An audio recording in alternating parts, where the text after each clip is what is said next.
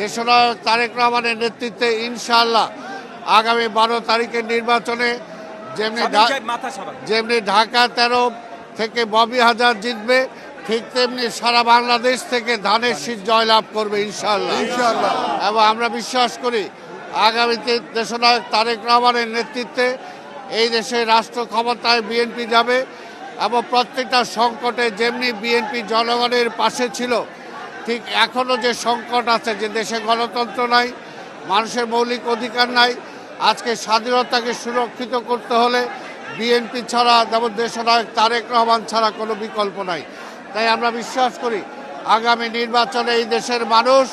সব কিছু চিন্তা করে, আজকে পাহাড়ি বলি, বাঙালি বলি, আজকে মুসলমান বলি, হিন্দু বলি,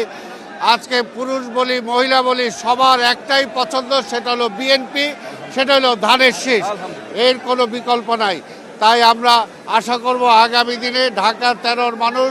ববি হাজাজকে বিপুল ভোটে ধানের শীষে জয়লাভ করাবে আজকের এই দিনে, এটাই আমরা কামনা করি।